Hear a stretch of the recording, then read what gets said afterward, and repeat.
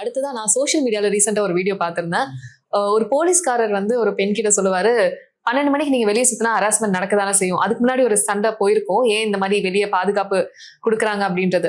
So இப்ப அந்த இடத்துல வந்து அவர் சொன்னது கரெக்டா தப்பா அப்படின்ற ஒரு விவாதம் போயிட்டு இருந்தது. ஏன்னா பாதுகாப்பு கொடுக்கறது தான் அவங்க வேலை அப்படின்றப்ப 12 மணிக்கு சுத்தினா ஹராஸ்மெண்ட் நடக்கதான் செய்யும்னு சொல்லி ஒரு போலீஸ் எப்படி சொல்லலாம் அப்படின்றது ஒரு பெரிய கேள்வியா போயிட்டு இருந்தது. உண்மை 2 விதமா பார்க்கணும்.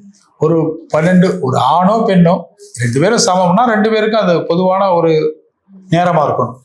பெண்களுக்கு உகந்த கடிகார நேரம் பெண்களுக்கு மாறுவதும் ஆண்களுக்கு மாறுவதும் பேலன்ஸ் ஒரு நியாயமான விஷயமா இருக்கு. அவர் சொல்ற கடிகார நேரம் பெண்களுக்கு அதானே சொல்றாரு. இரவு 12 ஆண்களுக்கு அல்ல அப்படின்னு தான் அவர் வார்த்தையில வெளிப்படுது. அவரை கூட புரிஞ்சுக்க முடியுங்க. ஏன் அவரை புரிஞ்சுக்க முடியும்னா அவர் அந்த மாதிரி சிஸ்டத்துல வாழ்ந்துட்டு வந்தவர். அவருக்கு புரியலைங்கிறத விட இன்னும் பொண்ணு அவருக்கு சின்ன வயசுல இருந்து ஒரு விஷயத்தை கரெக்டா இல்ல பெண்ணுனாலே பெண் எங்க கெட்டு போறா? இப்படி பெண் எதுனால உடலை வைத்தே ஒரு ஆசையும் கூட பேசலாம். உடலை வைத்து பேசப்படுறது. ஒரு பையனும் பொண்ணு சண்டை போட்டுக்கிட்டாங்க. இவ கெட்ட வார்த்தையில பேசிட்டா, அவ கெட்ட வார்த்தையில இவ அடிச்சுட்டா அப்படின்னு வருது. அந்த பெண் பாலியல் துன்புறுத்தலுக்கு உட்படுத்துறதா அங்க இஷ்யூவே வருது.